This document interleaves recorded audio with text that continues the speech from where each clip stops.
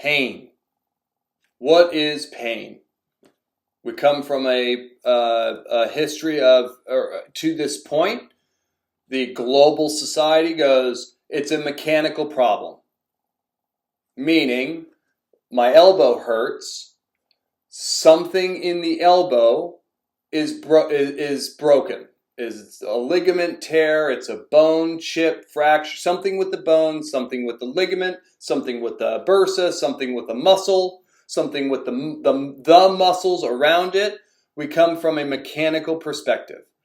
What is coming with what is pain? Pain is a brain constructed sensation that your brain that is asking you to do something different. Your brain's not okay with how you are operating currently. Something happened, something in your environment, something to yourself 15 years ago that's catching up, whatever it might be. Your brain is creating a signal that is saying, I'm unhappy. We don't have pain signals in our body. We do not have a receptor type that is labeled pain. We do have a receptor type labeled nociception, but nociception is not a pain signal. Nociception is a threat signal. So, hey, something with the tissue is threatened.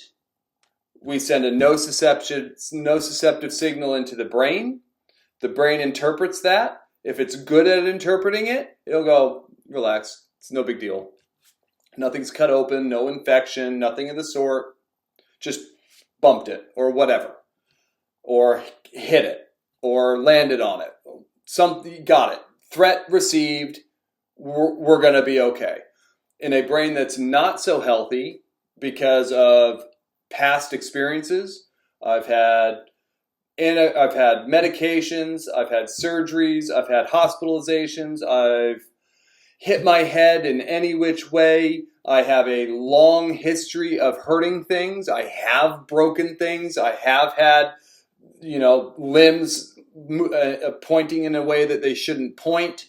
I have emotional trauma. I have family trauma. I have social trauma. I have dark things in my past. I've got things in my closet that we think we resolve them at that time. They eventually go away, but that doesn't mean that they don't carry a longer lasting problem for us that's just kind of waiting till another event to creep back in.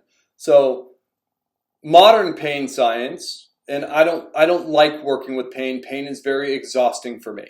I struggle to separate it. I think it's called affect. Like I can watch someone walk with pain and kind of start, the more I watch, the more I can feel that.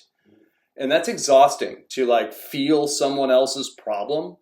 I've worked with a person that they had a stress fracture in their foot, and I actually started feeling pain in my foot. It's weird. So pain is I love performance. I love seeing someone do it this way. We train, and they are doing it better when we go back. That day, not, hey, let's train and hopefully you get better over the next whatever amount of time that you are with me. That's the current model. It's no, let's get you better today so that you have direction for continuing that better. So I don't pursue people with pain. It's weird in our insurance company based model anyway. I'm not licensed for pain. I'm not the person that you're going to right now for pain. You're going to a doctor.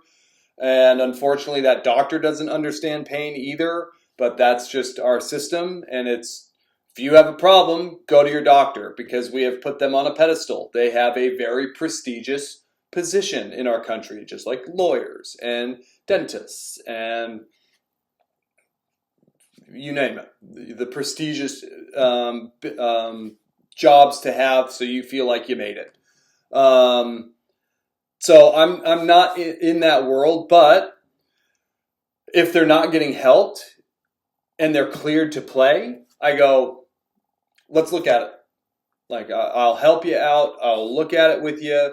We have to look at it a bit different than we have been at your performance stuff, but nonetheless, we can look at it. So that's the current model. That's the current understanding from a brain perspective of what pain actually is. We don't have a pain signal. We have a pain response.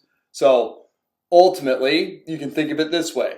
Our total, and it's a simple mathematical way, our total sum of inputs and our ability to integrate those inputs determines our output. Outputs: movement, pain, thought. Simply. So, hey, I've got shoulder pain. I came out on a soccer ball. I punched it away. The forward sprinted through my arm. I had a pain response. The classic model said, go look at the shoulder. I went and looked at the shoulder. Athletic trainers did their special tests, poked around, moved it around, checked my strength, and said, looks like a torn labrum. Okay, now what? Got to confirm it with imaging. Got it. Go get it imaged. Yep. There's a smudge there where your labrum is, and it looks like it's ripped off the bone and kind of tucked into the joint a little bit. So every time you move, you're going to have pain. Okay? What's the plan of action? Surgery. We don't know if it'll work, but we would go in, we would poke around, we would remove that little flap of your labrum, and you could be out of pain. That's literally how the conversation went. And I went, could be? He goes, yeah. Like, that's the reality of it. And I went, wait, so no, how long is the rehab from a surgery? He goes, you might play next season. I'm like, this is getting better and better as a high-level athlete trying to push the envelope of what I can do in my sport. So you're telling me that a surgery may or may not help my shoulder pain.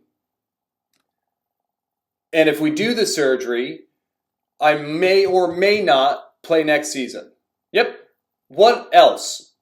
You're not making a very good case for this. What else? You could try physical therapy. It's like, how long is that? He goes, insurance will get you 6 to 8 weeks, and you can just see what happens.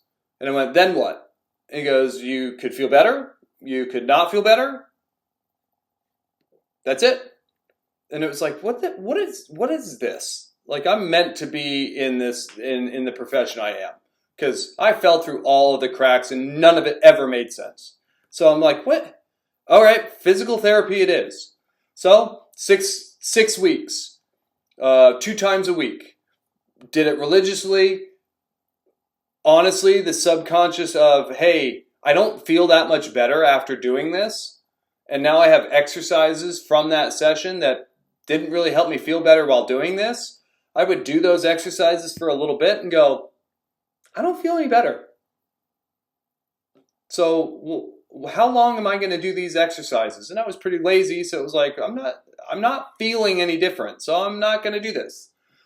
Take that same shoulder and put it into my current understanding of how brains operate, and that pain is a action signal sent by your brain. We don't have pain signals in our body. We have nociceptive signals, which are threat detection signals, saying, hey, tissue is stressed here. Let's let the brain know. Doesn't necessarily have to lead to a pain response from your brain, but your brain health and what you've been through in your life and who you are as a person determine how much pain, how long it lasts, what it feels like, what your emotional connection is to it, and what it ultimately does to your life. So if you look at mine, you go, should there have been a nociceptive response to punching a ball away and having someone sprint through my extended arm? Absolutely. Tissue stress. We are not designed to be jarred in those types of ways. So absolutely nociceptive stress. But the pain response came because my brain was not healthy at that point. I was a sophomore in college. I did not live a healthy lifestyle. I did not eat well, and I did not eat well for a long time. This is not new to college. The food quality in college was at an all-time low. I used to get really sick, like just feel gross and just tanked of energy every time I went and ate at the college mess hall. If you look at it, it's a business. How do you make business in food? Keep the cost, drop the quality. It's as simple as that. So I'm not eating well. I'm not sleeping well. I can't fall asleep. I can't stay asleep. I can't wake up. Now I'm in a college environment where you've got to go to class. You've got to make grades. Talk about the just overarching stress of college. This is what determines your future. You have to do well to have a better future from after college. So the stress of, I don't even know what I want to do. Here I am. I'm in my sophomore year. I just joined the athletic training program because business didn't work out. I'm stressed. I don't know what the future looks like. You also add health history. To that point, I had a laundry list of head injuries. I had antibiotics for multiple things. That can add to the gut problems, that can add to the balance problems, and the head injury can compound. I had an oral surgery. I had a car accident. I was the kid that got sick every year around certain times. Illness is an output. We said pain is an output, movement is an output, performance is an output, illness is an output, thoughts are an output. They're outputs from our brain. It gives us an idea of that's how we know how we're doing. If I'm underperforming, I'm not doing very well. If I'm hurt, I'm really not doing very well. If I'm getting sick all the time, I'm really, really, really not doing very well. So the outputs from our brain matter. We just looked at them as either, oh yeah, people get sick, or it is where pain research started. Was, hey, put a foot in the fire, nerve wanders all the way up to the brain and goes to a pain center. So obviously there's a pain center that is attached to a mechanical problem, a body problem. We stopped there. It did evolve. In the 60s, it came out to be more of a matrix, a pain matrix, meaning social, personal, physical, things in your past, they can all lead to the pain, feeling, and sensation that you have now. So I ultimately, the nociceptive signal at that moment, and think about the stress. That was the last, so I played 6 minutes my freshman year. I thought, I'm going to be able to challenge the starter my freshman year right out of the gate. Not the case. I was dealing with things. My hands were rough around the edges. I just wasn't catching stuff. I had no idea that playing a 21-year-old would be much different as an 18-year-old. It was like, it took me time. It took me time to adapt, to figure out the environment. And it was like, oh man, like I'm not playing a lick. Like senior goalkeeper, he played every minute of that season, didn't know that the coach was going to be leaving until after the season. So he kind of went, I'm going to take care of my boys. Okay, I get it. Like took care of his seniors, wrote them out, didn't play anyone else that much. And so I got 6 minutes, and now that senior's gone, new coach in, time to prove it. I am your starter. So there was a lot of pressure around that time. We are at our last practice before our first preseason game against number 2 in the country. I'm going to play in that game. Like that was my mindset. That match is mine. So I had a great preseason. I played very well. I'm thinking I'm going to get the nod over this junior. Like I'm going to get the start here. And the last practice before that game, we play 11v11. I come out and punch a ball away, and my own teammate on the other team sprints through my shoulder, creates a nociceptive event, and my brain was already at a capacity and went, you got to change. You're done. You have to change something. We've been hanging on for long enough. You're under a major amount of stress, major amount of tension. You've done a whole lot to yourself that is unrehabbed that you don't even know about. because it's brain structure stuff, and that's like a black box. We got to do something and see what happens. We can't just go, oh, that area, fix it. We have to be explorative. Explorative, yeah. So I now looking back, it's like, yeah, makes sense. But the result, the PT, everything of the sort. Now I'm not playing. That affected me the rest of my career.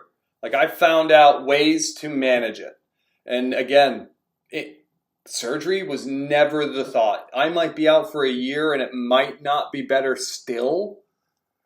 I'm not interested. So but that hung with me. It's like I have a structural problem. That's why I have pain. I can't sleep on that side. I have a structural problem. I can't write in class. I have a structural problem. I can't put my arm over my head to a cabinet without it falling asleep. Structural problem.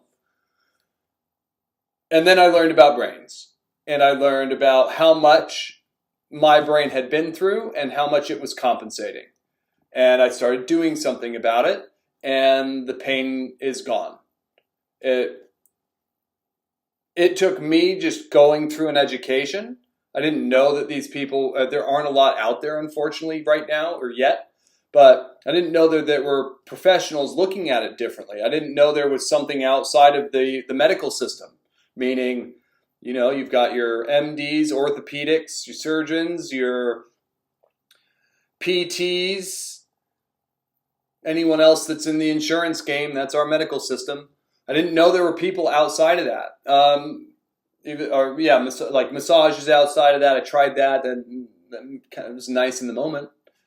Sometimes it was just brutally painful because they tried to, scratch my freaking bone through my muscle, which sucked.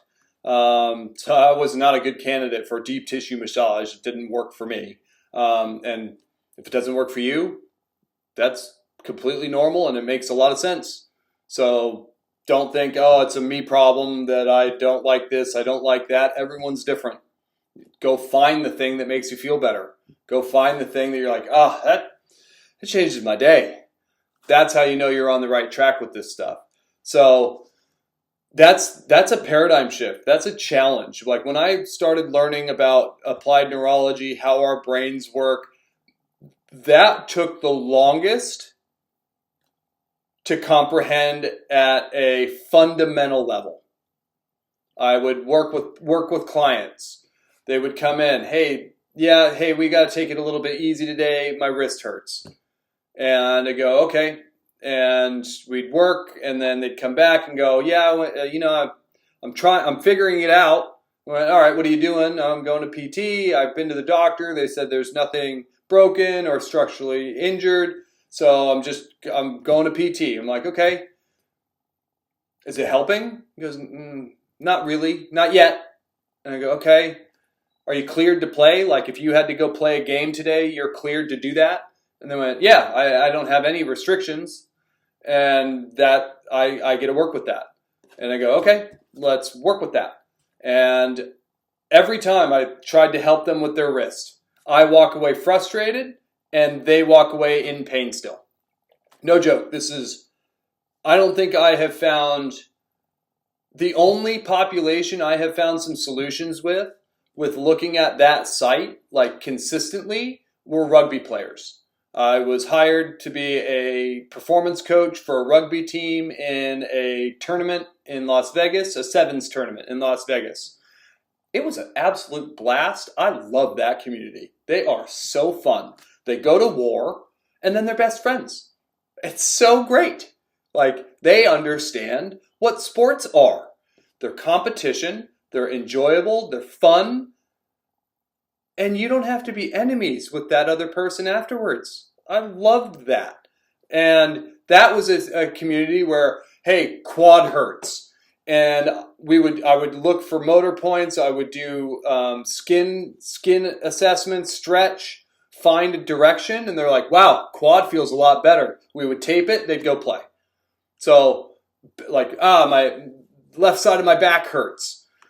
Find a motor point. Find just an odd spot in the skin, something dry, something boggy, something just not normal. Move it around. Look for you kind of think, search a compass, north, south, east, west, all of its angles, you'll find that, oh, skin doesn't move the same in every direction. Skin is highly sympathetically innervated, so it is a fast way to adjust and change pain if you know what to look for. So I'm searching, man, that's stuck. I like hold it there, go test your back. Whoa, pain's gone. Great. Tape, go play. Why did that work so well? Think about how much they smashed their skin into things.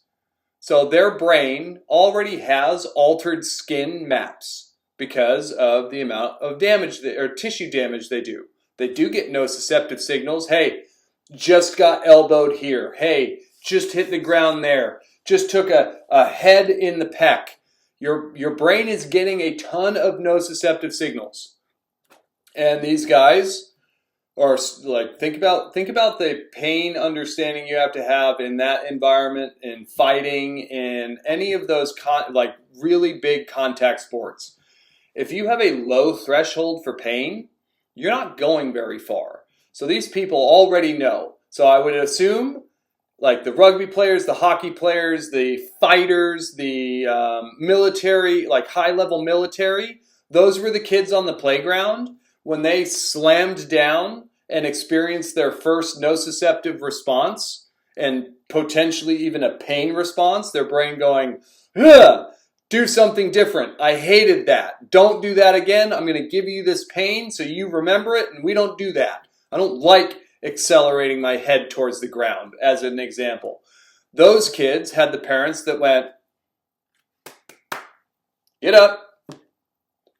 Those that deal with chronic pain, they exit sport because of injury. They don't ever perform. They are always dealing with something that's never resolved.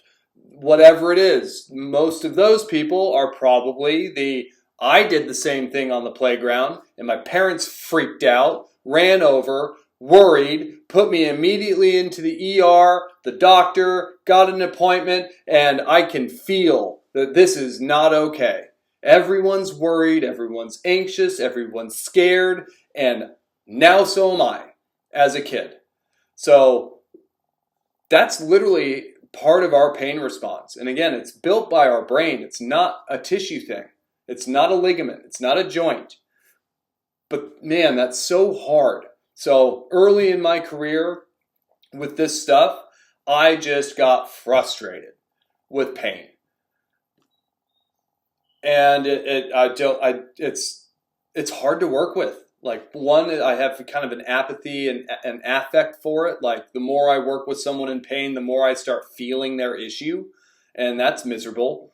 So I try and stay in the performance world, but unfortunately, since the whole rest of the world isn't doing a great job of resolving pain, and I have an understanding of what pain is right now, it could evolve, and I will jump as soon as I need to if it makes sense. But this is my current understanding based on a lot of education of pain is not a body thing, it is a brain thing. It's an output thing, not an input thing. It's not a ligament is torn, send the signal to your brain, get pain, every time I move my arm, it hurts. It's not how it works. So, what do we do with that? Unfortunately, we need more professionals that understand that. That's the reality of it. We have a model that protects what it knows. But I would imagine if you go to an orthopedic surgeon and go, how enjoyable is it to work with someone that has just a somatic pain? Hey, my arm hurts when I move this way. Hey, my leg hurts when I move that way. Hey, when I bend and twist and do this weird thing, my back hurts. Hey, I can't pick up something because of this. I wonder how many of those would love to have them out of their office.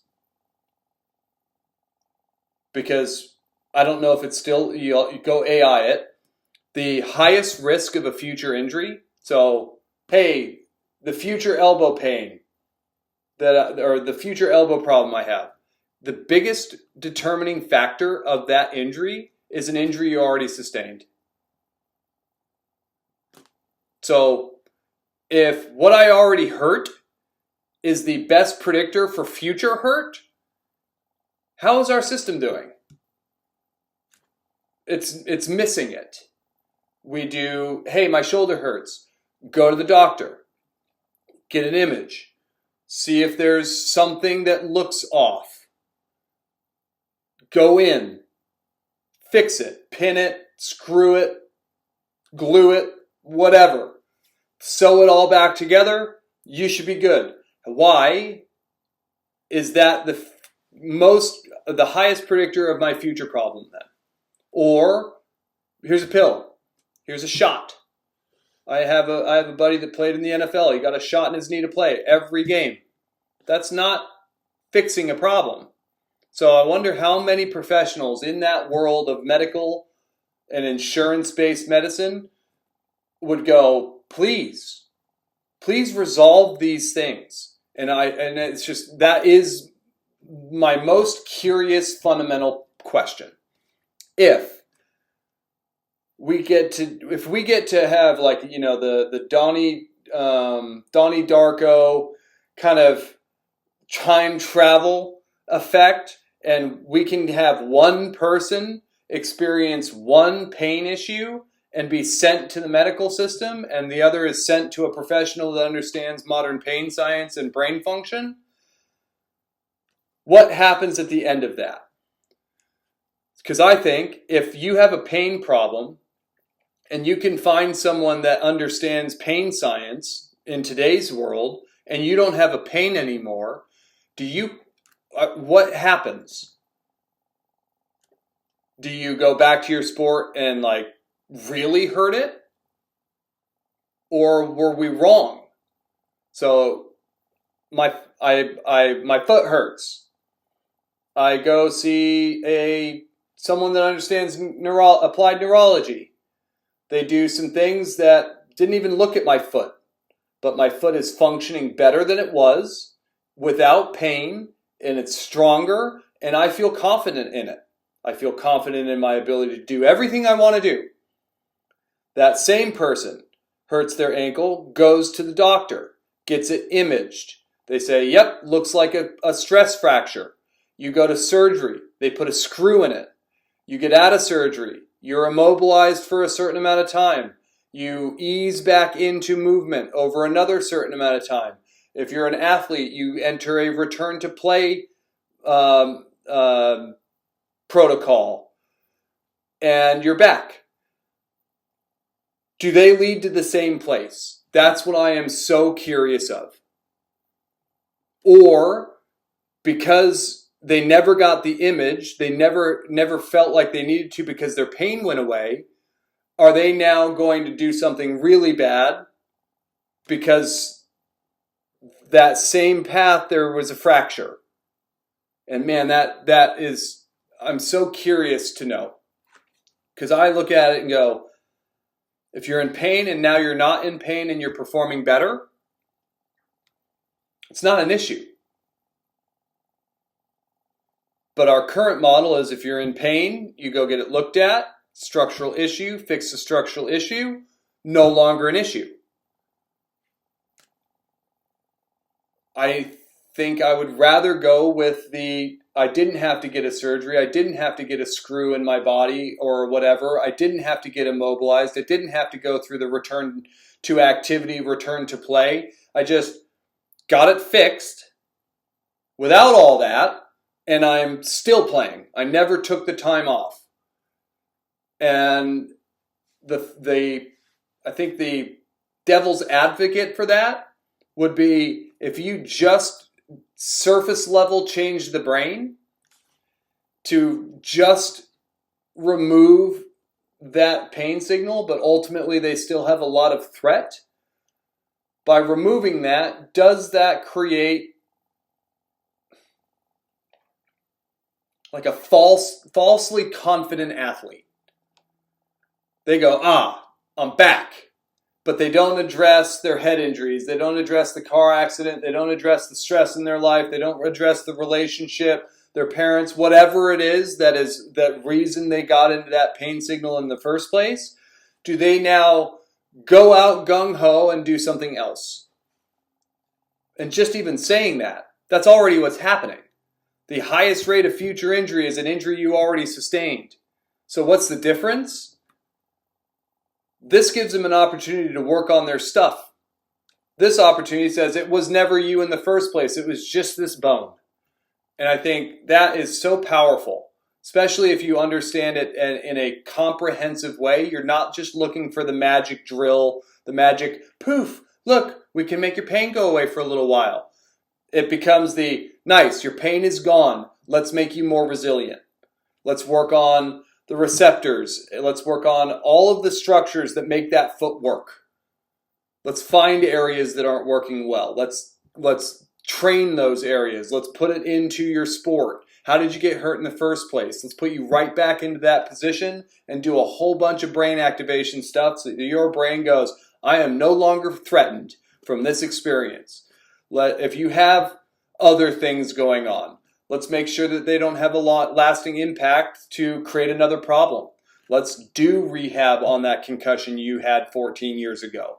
Let's do rehab on that broken bone that needed a surgery because it was pointed the other direction. We do need our system. It's just over-relied on because we are not operating with current information anymore. So that's it. Pain. What a wild one. We could live in a world where you have a pain, you go to someone, they help you with you. Whatever it means. You could, if you need to talk to somebody to resolve an issue in a relationship, because you know your back pain comes when you get home from work. Well, is it your back? Or is it, my wife and I don't talk? Again, pain is a brain output saying something's wrong, do something different, change. Make a change. And you have to figure out, what do you need to change? And that's the importance of a long-term awareness of your own health history. My foot started. I did that, and that. Maybe I need to resolve that, and that, and my foot pain will go away. It creates a new level of awareness and a new level of opportunity to really help someone. Someone that is hurt, someone that is dealing with a pain, needs help. And it's not at that site. It's at the site of their brain. So you might be able to help someone drastically in ways that they had no idea they needed help because they just came to you because, hey, it hurts to move this way. I want it to go away. And you find, oh, there's actually a laundry list of things that we can work on to help that. And by doing that, not only is your pain gone, you're a better person. And I know all of my interventions, they didn't change who I was. It was just keep going, keep pushing. Ultimately, that was worse. Like being told, hey, you've got to shoulder something, there's structural damage, we could do a surgery, it could or could not work. You will be out for an extended period of time, or you could do PT. That was a biggest disservice because it didn't affect my sleep. It kept my sleep worse. It didn't affect my concussion damage. It didn't affect rehabbing anything that had gotten me to that point. Where the non-surgical approach, the non-PT approach, all right, we need to figure this out. And that's what I stumbled into. I learned applied neurology to help clients. I realized very quickly I need to do this to help myself. I had no idea the amount of damage I have done to myself in my life, from head injuries to different drug usage in the medical world of Advil and antibiotics and Tylenol and NyQuils and Dayquils and all of these things that are masking symptoms and typically creating more problems, to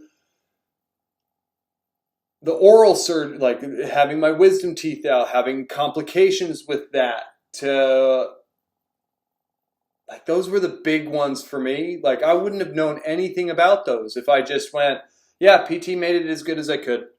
I wouldn't be as injury resilient. I wouldn't have, like I deal with pain every day and I don't freak out about it anymore. I just go, I know, I'm working on it. Like I have resolutions. I can find ways to remove that pain from my life. and I'm always better off because of it. And I think, ooh, that's a good way to end this. The modern pain understanding of pain, that pain is produced by your brain, it's an output, allows us opportunities to really improve ourselves. The current model of pain is a mechanical issue, it's that joint, it doesn't allow us that opportunity. It says, you're great, you just need to fix this issue and get back to being great.